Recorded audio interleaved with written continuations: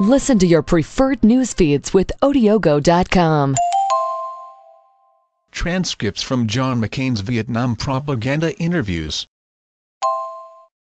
I'm curious to know why John McCain felt it was okay to talk to the North Vietnamese, whom the United States was actively engaged in war, but not the Iranians who we are not currently at war with. Don't know what I'm talking about? Read these transcripts of propaganda John McCain made for the Communists while he was a prisoner of war. The first interviews were done on November 9, 1967. John McCain was shot down just 14 days earlier on October 26. Parts of the declassified translations remain blacked out, suggesting John McCain divulged sensitive information to the Communists that, 40 years later, the U.S. government still doesn't want us to know about. Cuban Radio, November 9, 1967. Quote, "There is not any doubt for me. Things are taking place in a favorable way for North Vietnam. In particular, before world opinion at present, the United States is virtually standing alone. My assignment to the Oriskany, I told myself, was due to serious losses in pilots which were sustained by this aircraft carrier due to its raids over North Vietnam territory VNA, and which necessitated replacements.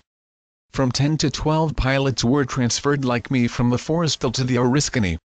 Before I was shot down we had made several sorties. Altogether I made about 23 flights over North Vietnam. About the mission he was captured on, the briefing was held in the morning. That's right. I remember that it was in the morning that they told me the situation and the plan of the raid, which should take place about noon. A reconnaissance officer explained this plan to me. They showed me photographs of my target and marked out the paths to be followed by the Oriskany at this point.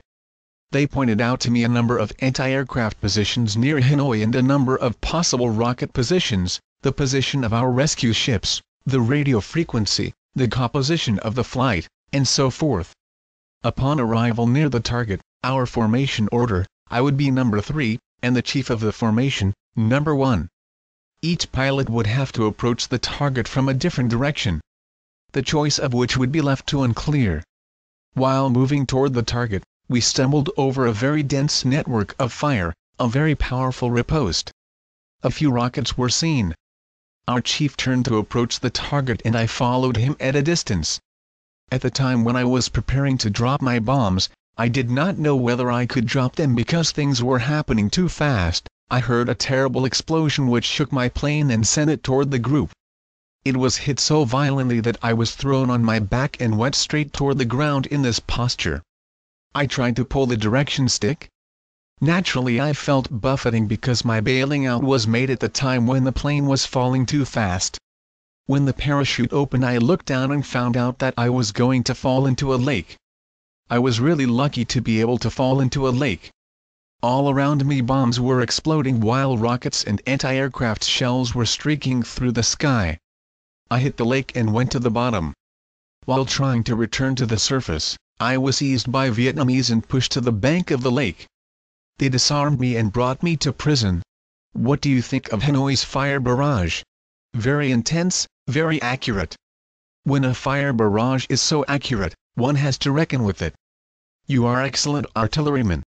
Naturally, I have never seen such a fire network because it was the first time that I flew over Hanoi. Were all the pilots who had flown over Hanoi afraid of the firepower from the ground?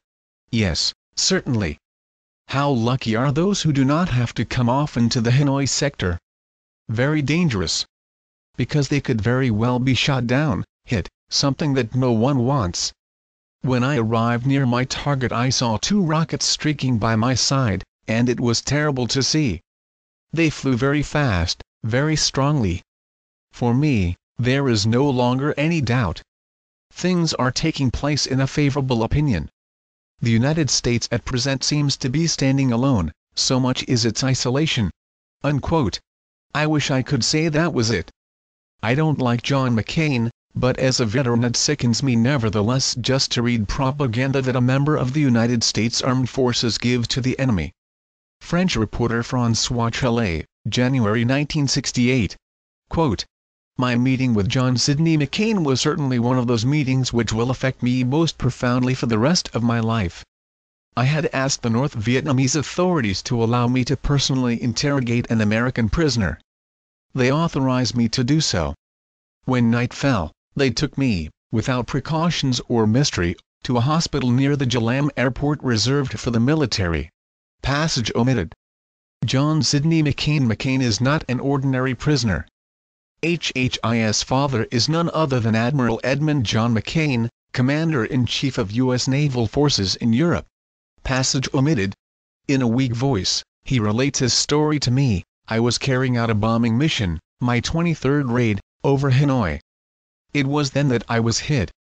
I wanted to eject, but while doing so I broke both my arms and my right thigh. Unconscious, I fell in a lake. Some Vietnamese jumped into the water and pulled me out. Later I learned there must have been about 12 of them. They immediately took me to the hospital, in a condition 2 inches away from death. A doctor operated on my thigh. Others at the same time dealt with my arms. How are you treated here? Very well. Everybody is very nice to me. How is the food? This isn't Paris, but it is all right. Do you have something to read? They have suggested that I read, but my hands are unable to hold even a newspaper." Unquote. I'd like to punch that French journalist in the throat. This next bit of propaganda from John McCain needs a bit of background. On May 19, 1969, Secretary of Defense Melvin Laird demanded the North Vietnamese treat POWs according to humanitarian standards established in the Geneva Conventions. Senator McCain will be the first to tell you that wasn't the case, although that wasn't what he said in an interview the North Vietnamese broadcast into South Vietnam. Broadcast to South Vietnam, June 2, 1969. Quote, at his 19 May press conference in Washington, U.S. Defense Secretary Melvin Laird distorted the truth about the policy of the Democratic Republic of Vietnam government towards captured U.S. pilots in North Vietnam. Those very captive airmen have long since given the lie to Laird's allegations.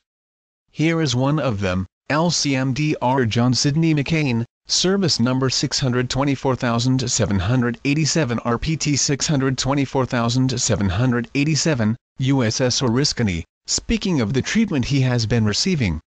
I was a U.S. airman engaged in the crimes against the Vietnamese country and people. I had bombed their cities, towns, and villages and caused more injury, even death, for the people of Vietnam.